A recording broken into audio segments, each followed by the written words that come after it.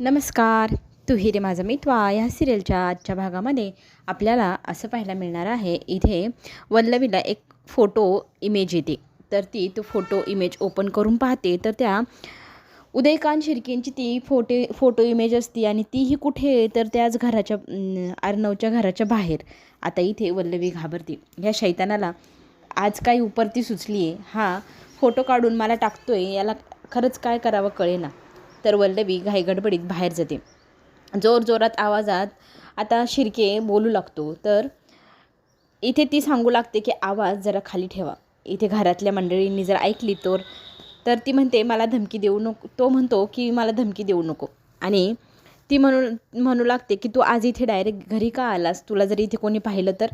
पण तो म्हणतो मी कुणाला घाबरत नाही, मला माझ्या पैशांची मतलब, मला माझे पैसे लवकरात लवकर हवे आहे, म्हणून ती आठवण करून देण्यासाठी तुला मी इथे आलो आहे. फक्त 48 तास शिल्लक आहे. 50 लाखापेक्षा 1 रुपयाही मी कमी घेणार नाही, एवढंच सांगायला मी इथे आलो आहे. तर ती म्हणते आहे ना अजून 2 दिवस, मला थोडा वेळ द्या, मी करते जुळवाजुळव आणि लवकरच तुमचे सगळे पैसे तुम्हाला परत करेल. इथे तो धमकी देतो फक्त 48 तास, मला त्याच्यावरती 1 मिनटंही नको आहे आणि 1 रुपयाही कमी नको आहे, अशी धमकी देऊन तो निघून जातो. आणि इथे पस्तावा होतो वल्लवीला, कोणती वेळ होती की मी याची मदत घेतली आणि आता ती माझ्याच गळ्याशी आली. दुसऱ्या दिवशी सकाळी सकाळी ईश्वरी घरामध्ये स्वयंपाक करत असते आणि त्याच वेळेला नेहमीप्रमाणे तिथे अर्णव येतो आणि म्हणू लागतो की मला कॉफी हवी आहे. तर ती त्याला सांगू लागते की कॉफी तयार आहे, मी आधीच बनवून ठेवली आहे. तर ती त्याला कॉफी हातात टेकवते.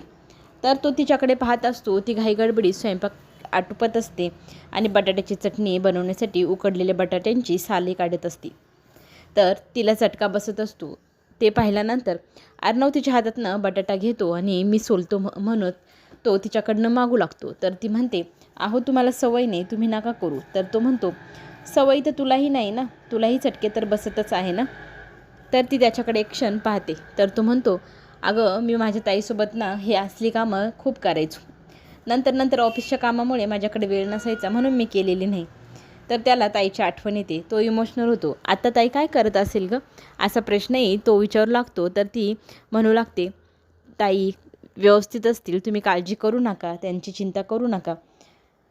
आणि पुन्हा दुसऱ्या विषयामध्ये ती त्याला गुंतवते, चर्चा करू लागते. गप्पा गोष्टी करता करता ते छान एकमेकांमध्ये मदत करत करत काम करू लागतात. आणि ताईचा विचार क्षणभर का होईना अर्णवच्या डोक्यातनं काढण्याचा प्रयत्न इथे ईश्वरी करते. दुसऱ्या विषयात त्याला गुंगवून मग विषयांतर करून त्यांची कामं करत असते. पुढे आपल्याला असं पाहायला मिळणार. इथे ना नेहमीप्रमाणे ईश्वरीची बडबड चालू असते. मी किती छान दालबाटी बनवली होती, तुम्ही मला खूप छान असिस्ट केलं. ह्या सगळ्या गोष्टी आठवून अर्णवलाही छान वाटतं आणि तोही तिला थँक्यू म्हणतो. तर ती म्हणते दरवेळेला काय थँक्यू म्हणत असतात, प्लीज थँक्यू म्हणत जाऊ नका. तर इथे वल्लवीला खूप घाई झाली आहे पैशांची बिलं पास करण्याची. ते पैसे मिळाले लगेचच ते तिला उदयकांत शिर्केंना द्यायचे. तर इथे शिर्केंना फोन करून ती बिलांचं कुठपर्यंत आलं आहे प्रश्न विचारू लागते. तर तो म्हणतो आत्ता बिलं तयार आहे, मी लगेचच घाईगडबडीत जातो, अंजलीच्या सह्या घेऊन येतो आणि बिलं पास होतील, तुम्ही काळजी करू नका. तर ती म्हणते जरा घाई करा, मला खूप अर्जंट आहे, मला पैसे लवकर हवे. तर शिर्के म्हणतो हे काय, मी लगेचच निघालो आहे अंजलीच्या घरी जाण्यासाठी. आणि इथे वल्लवीला फार आनंद होतो की चला हा पुढे जाणार, लवकर काम करणार आणि मला लवकर पैसे मिळाले की मी त्या उदयकांतच्या तोंडावर नेऊन आपटणार.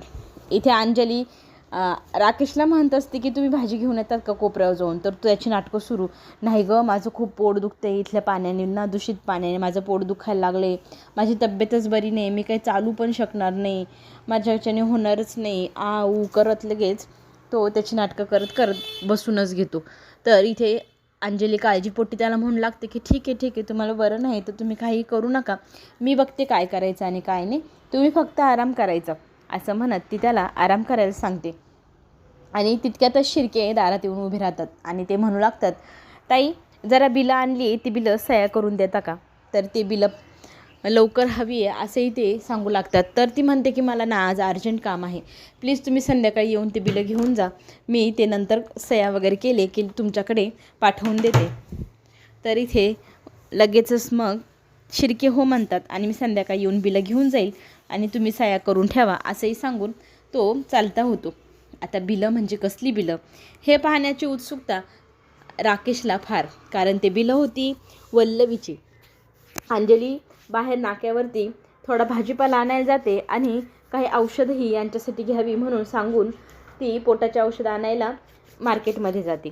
आता घरामध्ये राकेश एकटा असतो, तर तो लगेचच ते सगळं काही फाईल खोलून पाहू लागतो. फाईलमध्ये इतकी मोठी मोठी बिलं असतात ना, तेही वल्लवीची, अगदी 27 लाखापर्यंतची बिलं, एक्स्ट्राचे 7 लाख, घरातला खर्च 8 लाख, अशी काय काय बिलं बनवलेली. जवळजवळ 34-35 लाखाची बिलं अशी वरचेवर बनवलेली. ते पाहून इथं राकेशचे डोळे भिरभिरायला लागले. म्हणजे मामी काहीतरी झोल करते हे त्याच्या लक्षात आलं. मग आपलाही खारीचा वाटा तो मागायला नको का? लगेचच तातडीने तो कॉल करतो मामींना. मामी बसलेले असतात.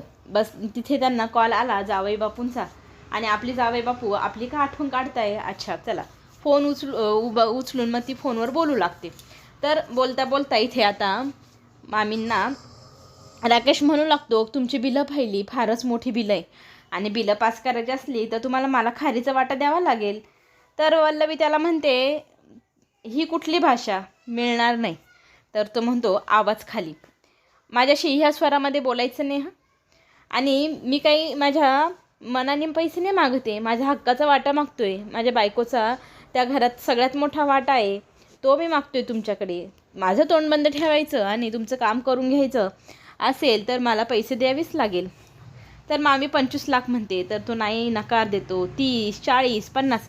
आता वल्लवी म्हणते 50 लाखाच्या वर तुम्हाला मी एक पैसाही देऊ शकत नाही, माझी खूप अडचण आहे, मला ती बिलं लवकर पास करायची आहे.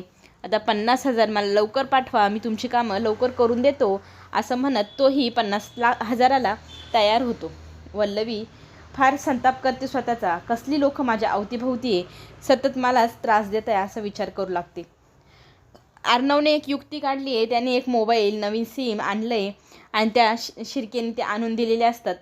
आणि आता त्या मोबाईलवरनं तो फोन करणार असतो त्या धुमाळला, कारण धुमाळ दुसऱ्या फोनवरनं फोन उचलत नाही आहे. जे नंबर अर्णवचे ते त्याला पाठ झाले ना. आता तो इथे नवीन फोनवरनं फोन करतोय, तर धुमाळांनी नेमका तो फोन उचलल्यानंतर इथे अर्णव त्याला म्हणतो, हवे तेवढे पैसे देईल, प्लीज फोन कट करू नका.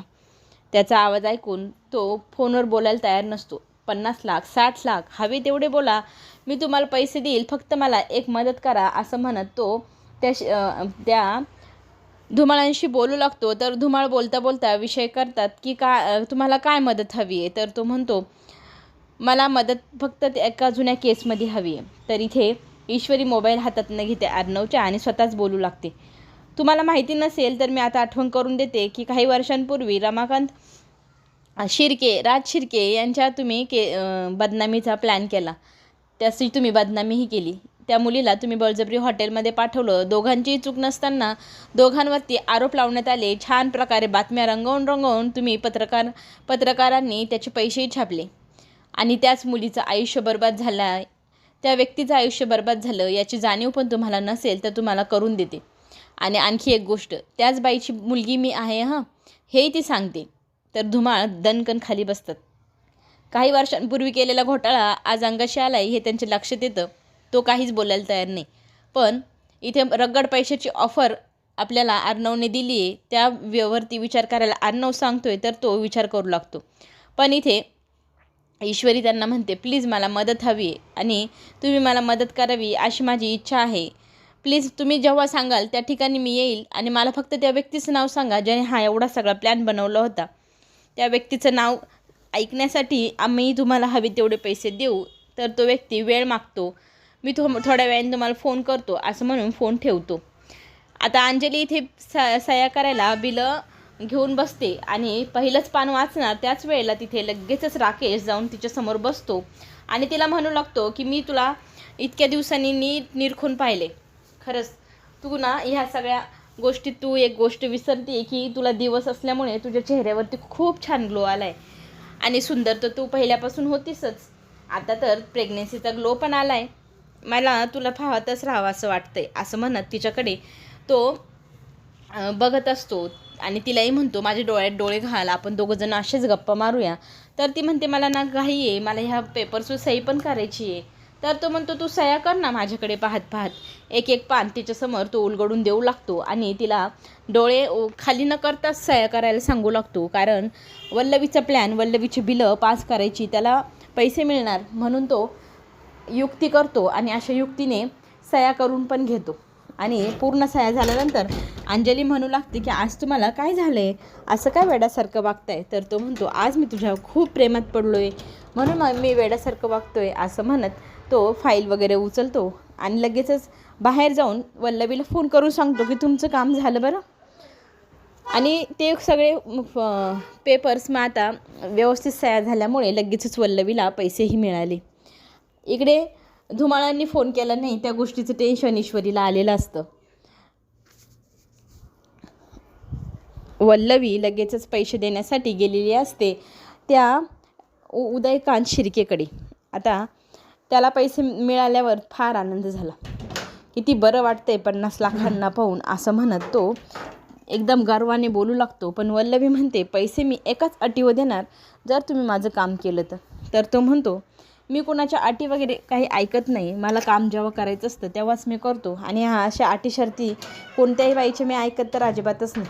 इथं फक्त माझं राज्य चालतं, माझ्या अटी चालतात, असं म्हणत तो तिला कुठल्याही प्रकारे मदत करायला तयार नाही सांगू लागतो. मग ती बॅगला हात लावत जा, तुम्हाला कोणाला माझं सत्य सांगायचं सांगा, हे पैसे काय मी तुम्हाला देत नाही, असं म्हणत ती पैशाची बॅग उचलू लागते. इकडे अर्णव आणि ईश्वरीच्या गप्पा चालू असतात. ईश्वरी टेन्शनमध्ये असते तर ईश्वरीला इथे अर्णव म्हणू लागतो खरं सांगू का, ह्या सगळ्या प्रकार आत्ता मी जो पाहतोय ना लपवछप्पीचा, लोक तुम्हाला मदत करत नाही आहे, काहीतरी लपवण्याचा प्रयत्न करताय, हे आता मला लक्षात यायला लागले. याचा अर्थ तुझी आई आणि तू खरं बोलत होती. काही वर्षांपूर्वी जो काही घोटाळा झाला तो मुद्दाम कोणीतरी केला आहे आणि त्या सगळ्या प्रकरणात माझ्या वडिलांना आणि तुझ्या आईला अडकवलं आहे, हे मला स्पष्ट दिसते. ईश्वरीला फार बरं वाटतं की अर्णव तिच्यावर विश्वास ठेवतोय. आता इथे पैशांसाठी उदयकांत शिर्के वल्लवीची अट मानायला तयार झाले. तर इथे वल्लवीने अट टाकली आहे अर्णवची जी बायको आहे तिचा खात्मा करायचा, तिचा काटा काढायचा. लगेचच त्याच्या माणसांना तो फोन करून सांगू लागतो अशा अशा व्यक्तीला, अशा अशा बाईला तुम्ही आता भेटायचं आणि तिचं मर्डर करायचा, अशी ऑफर, त्या पैशांची ऑफर देऊन तिचं काम काढायला माणसं पाठवलेली असतात. नेमकी ईश्वरी एकांतात त्यांना भेटते. ईश्वरीवरती ते लोक हल्ला करतात, तिच्या डोक्यात काठी मारतात आणि ती तिथेच बेहोश होऊन चक्कर येऊन पडते. पण तिने अगोदरच अर्णवला कॉल केलेला असतो, त्याच्यामुळे अर्णव त्या ठिकाणी पोहोचतो. तो ज्या वेळेला तिथे पोहोचतो तर तो पाहतो की ईश्वरी खाली जमिनीवर बेशुद्ध अवस्थेत पडलेली आहे. आता इथून मोठा ट्विस्ट निर्माण होणार आणि अर्णवपासून ईश्वरी जवळ येण्याऐवजी आणखी दूर जाणार. हे सगळं पाहण्यासाठी आपण चॅनलला नक्की लाईक करा, सबस्क्राईब करा. पुढे नवीन ट्विस्ट येणार तो पाहण्यासाठी सगळे सज्ज व्हा. धन्यवाद.